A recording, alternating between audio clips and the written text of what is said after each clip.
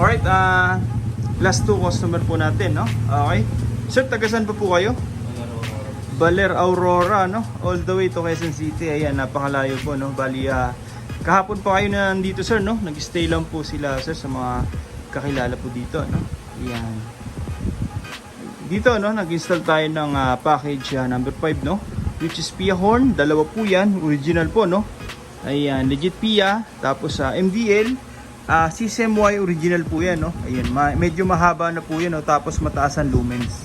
Hanggang ilalim naka-stainless bracket po yan. Okay.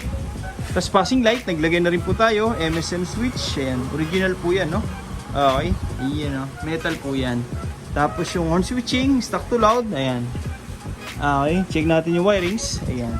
Kung mapapansin nyo mga sir, no, wala po tayong makikita masyado rito mga electrical wire. Ayan, hanggat maaari, kinocompress po natin, no? Para magmukha pa rin stock, hindi magulo tingnan, walang pansit-pansit. Tsaka maganda pa dyan, magpagawa man sila sir sa mga mekaniko. Hindi na po mahirapan, no? Kasi walang mga wiring na sagabal na pwedeng masugatan, no? Pag natamaan ng tools. Okay, lahat po yan, balot na balot, hanggat maaari. Para water resistant po, no? Maulan naman yung motor na sir, pa-motor wash man tayo, hindi po basta-basta papasokin ng tubig sa loob. Ito po yung stock ng Yamaha, ito po yung gawa natin, no? Okay? Mula rito sa taas, pababa po yan, umikot yung chassis, tapos papunta na po yan dito, no? Sa ating power module. Okay, naglalagay po tayo niya, no? Para may control lahat ng mga parts na kinapit natin ngayon, katulad ng MDL, yung Pia horn, combo lights, horn passing, horn switching. Ayan, siya po yung distributor ng power, no? Mula sa battery, papuntang trigger sa mga switch, and then papunta na po na output. Busina, MDL. Okay, pagka meron po tayo nito mga sir, no? May iwasan natin yung fluctuation po sa kuryente. Yung nag-aagawan po, no? Ayan, dito, talagang accurate po yung dadali ng kuryente, walang fluctuation. Ayan. Denso po yan, no? Made in Japan, kaya matibay po talaga. May mga customer tayo, no? 5 years na po yung ganyan nila. All goods pa rin. Ang kagandahan pa dyan mga sir, magpalit man tayo ng busina, ng mini driving, kahit anong brand po yan, applicable po dyan. Tatanggal lang natin yung terminal, and then saksak ng panibagong items, all goods na po gagana. Same features pa rin. May passing light, may combo lights, may rapid horn. Ayan. Sa mini driving, ganun din po, no? Okay, tatanggal lang natin yung balas, papalitan ng bagong brand, ready to use na agad. Okay. Lahat po ng wirings natin dyan mga sir, nakahinang po yan, no? Para mas kapit na kapit lahat ng electrical wire. Matagtag man yung motor sir, malubak man, safety po yan, hindi magkakaroon ng loose connection o yung loose contact, no? Ayan, talagang safety po yan, tatagal. Okay, yun, no? Lahat po ng ginamit natin dyan mga sir, no? Automotive wire na po, mga ganito, no? Japan wire, talagang pure copper. Okay, hindi po nagpupulpos, no?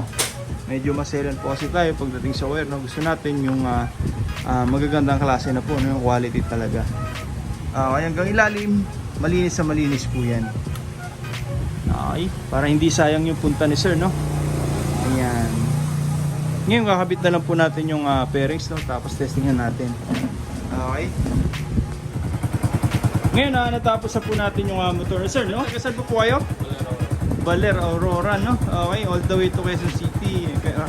Kaso medyo ginabi na po matapos yung motor ni sir, no? Kanina pa pong umaga to. Ayan. Okay. Ayan. Bali, may pila lang po kanina, no? Ayan. Ngayon, all goods na po yan. Nag-install tayo ng package number 5, no? Which is MDL, Pia horn, combo lights, horn passing, rapid horn. Ayan, check natin, no? Naglagay po tayo dito ng passing light para sa combo lights po. Ayun, no? Ito po yung stock headlight, ito po yung mini driving. Apakaliwanag po niyan mga sir. Okay. High lumens po yan. Talagang super white, super yellow. Okay. Pag nagpassing po yan, automatic, sasabay po yung headlight tsaka yung DL. Yan po yung combo lights natin, no? Usually sa combo lights po, no? MDL lang po yung nag-iilaw, pero dito, sabay po ang headlight. Okay.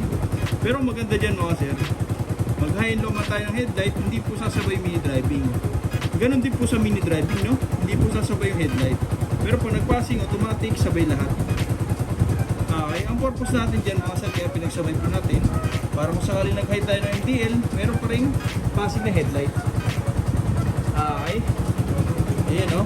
Kahit headlight po yung nag-high tayo, nag-passing tayo, meron pa rin LDL na mag-iilaw.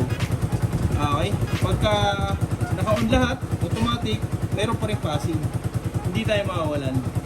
Okay. Pag naka-off lahat, automatic sabay po yan.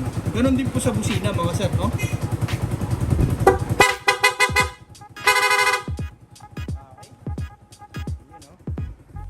MDL high and low, stock na busina, wala pong blinker yan. Para pag nagpa-racer tayo, fully stock yung busina, wala po tayong magiging violation, no? Okay. Tapos yung loud horn, press lang po natin yan. Yung loud horn, magkakaroon na rin ng horn passing. Okay. Iyan, no? Tapos rapid horn, long press lang po ito, no? Yung horn switch. Okay, hindi na po natin matitesting ng pamediina, no? Medyo gabi na po kasi. Okay.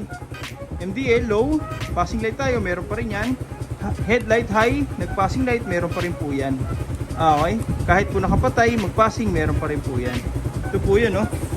May mga nagtatanong, sir, ba't lagay pa po tayo ng passing, no? Meron naman po tayo dito sa stock. Ganito po yan mga sir, no? Pwede po natin isabay dito sa stock na passing. Ang problema lang po, pag nag-high tayo, sasabay po yung MDL, which is bawal po, no? So, ang ginawa natin, naglagay po tayo ng combo lights para sa headlight, magsasabay pa rin yung MDL. Pwede pa rin tayo mag-passing dito mga sir. Hindi naman natin ito tinanggal. Okay, yun lamang po, no? Sa mga gusto po magpagawa, ayan, direct message nyo lang po, MJ Works, no? O kaya punta na lang po kayo sa shop. First come, first serve po tayo. Maraming salamat po. Okay, from Baler Aurora pala sila sir, no? Nabubulol na ako. Okay. Ayan. Thank you po.